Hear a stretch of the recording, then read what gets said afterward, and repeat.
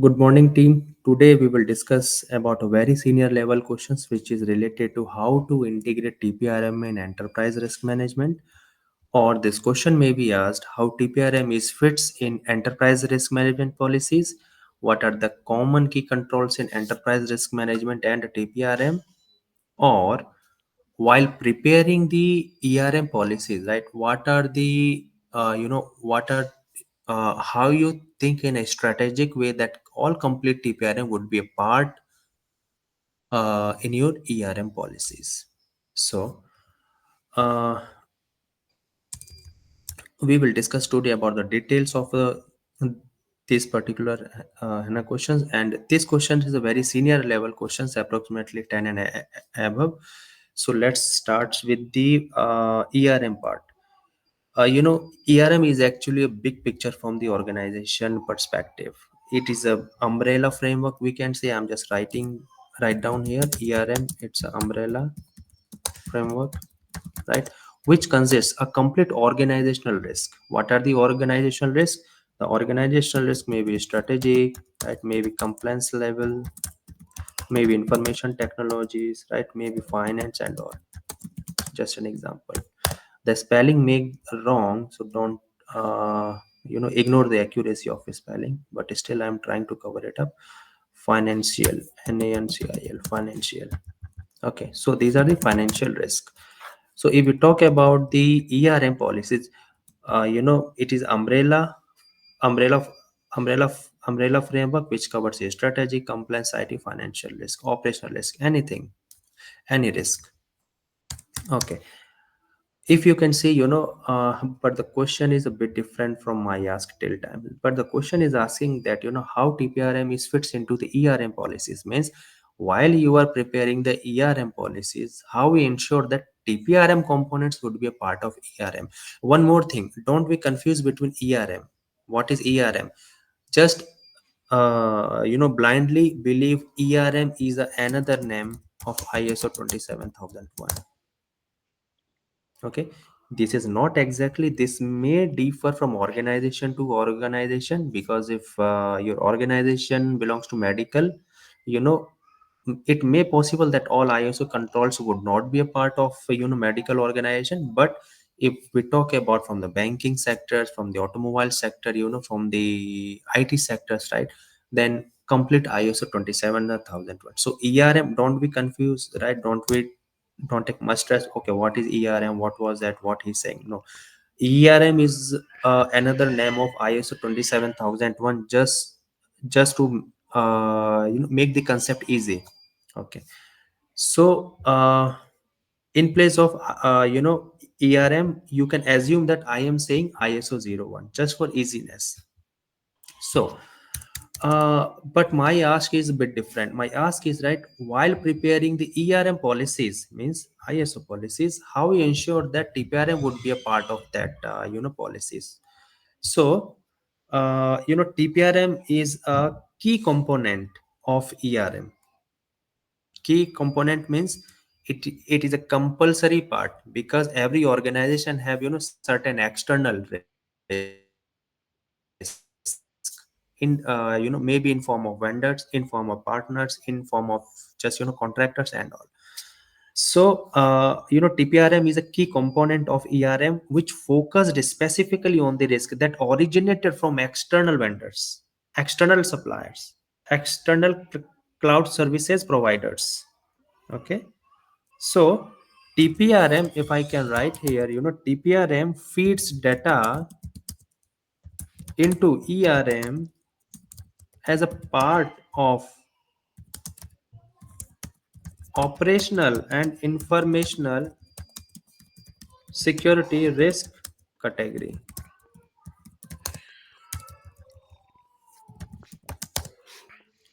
TPRM feeds data into ERM as a part of operational and information security categories. Means TPRM is vendor, just a vendor here. So vendor collecting data just from us, and uh, as an operational data we can say, and they and they carry the security risk. That's for sure. So let me just, let me just be more particular about the question asked. Is the question asked, what are the common control? What are the, ideal controls which is applicable for ERM and for TPRM? So let me just, make some points here. So I'm just highlighting it, how to integrate points between ERM and TPRM. So I'm just writing down here as ERM function, ERM function, and here I'm just writing and down, how TPRM contributes.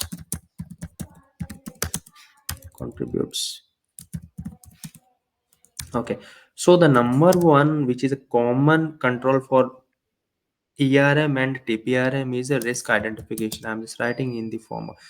Always remember, there is a thumb rule while we are integrating our organization with any external one. Risk, complete risk process, risk cycle is a common part. So always focus on that part. Apart from this, focus on the policies part, right? Focus on the auditing part. So risk identification, we need to prepare the ERM policies and include the risk identification. Why? Because risk identification is a broader term which is applicable for TPRM as well. That's why RI is a common control. So how RI contributes in a TPRM, guys? So in TPRM, risk identification identifies identifies a risk arising from third parties. In short, example, data breaches, right? In terms of, service descriptions, violations. From these areas we need to identify the risk. What are the areas from where we need to identify the risk? We need to check whether any data breaches happen or not, right? Whether any kind of, disruption, have any kind of violations, vendor is doing or not. So this is the number one function. Second function is RA, is the assessment part. RA is applicable for ERM also. Why we included this? Because RA would be a very important portion in the third party. Now the question is, what are the common, example of RA? Risk assessment, double S E double S M E N T, assessment.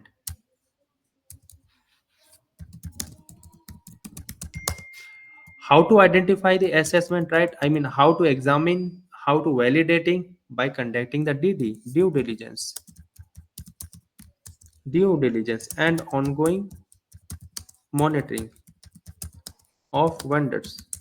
This is the process now from where we, got to highlight, okay, what is the output of the risk assessment? Assessment means analyzing the gaps. How to analyze? By conducting the audits, by conducting the due diligence, by conducting the ongoing monitoring of the vendors. So this is the second posture.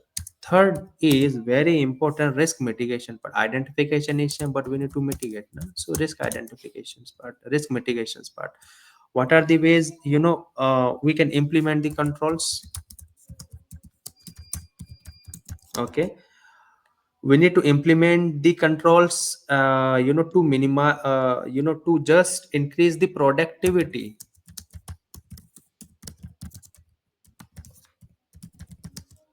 in terms of SLA, for example. Okay, or if on spot you don't have any solution, right, then what is the remediation plans you have for vendors risk? So either you need to have a plan, or you must have a on spot solutions. Number four.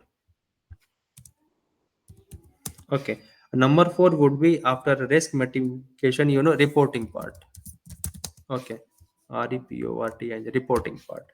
In a reporting part, one thing, you know uh, The matrix says, actually, the matrix says dashboard to ERM governance committees, right? If reporting part is a part of ERM function, then it must be a part of the TPRM, because by applying the reporting function in TPRM, this it's very easy to carry out all the all the uptimes, downtime, for example, right? The performance of the vendors, right? What is the dashboard, right? What is the vendor risk matrix is saying to ERM governance committee. So reporting part is very, very important. So I'm just writing down here, it provides vendors risk metrics and dashboards, you know um, to check the performance, for example, and send to ERM governance. Always reporting would be a main part, because it talks about, okay, evidences we are having, that's why. Okay, next is very important, which is point number fifth, oversight. Oversight means what? Oversight means what are the upcoming futures, upcoming challenges. So we need to align vendor risk management policies with ERM policies and board oversight, whether any new modifications in the policies with respect to market risk, or with respect to geo risk, or with respect to any relative risk. It may be your concentrate risk. So according to the policies driven by the GRC committee, we need to modify the policies, and we need to ensure that TPRM is following our policies rules. Okay. So uh, okay, these are the few common controls which exist between ERM and TPRM. What are the benefits? The benefits, if we can include the TPRM contributions in our ERM, guys, the number one benefits is we have a unified view of the enterprise risk, in-house risk, ERM, and TPRM. Yes, just I want to add one more way of typing the questions, which is very important, right? How you prepare, or how you prepare the controls by considering internal internal risk and external risk. Internal risk means, why I'm asking this, internal risk means ERM is an internal risk of organization, and TPRM generally consists of external risk, vendors risk, vendor risk. That's why TPRM always consists of the external threats. This question always would be a may be asked by this way. Okay, how would you consider the policies? If I'm saying you need to keep in mind the internal risk and external risk, and you need to prepare the policies, how would you proceed? So this is the way. Okay, so I'm just summarizing our take, which we discussed till time. TPRM is a subset of the enterprise risk management that specifically manages external risk introduced by the third parties. Uh, you know, um, it supports enterprise risk management by identifying, assessing, controlling, vendor-related risk, feeding that information into the organization overall profiles. So we cannot escape the TPRM part if we are going to prepare the ERM. So I think I had covered the questions. Any questions from you guys? If you have, appreciate if you can discuss. Abhishek, Shanu, or anyone else.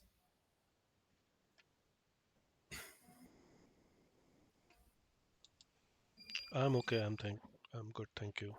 Okay, fine. Thank you so much. So, just I want to brief about what I am looking for.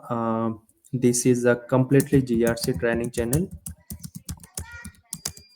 which includes or which we are providing to the interested candidates ISO 27001, SOC 2, TPRM trainings.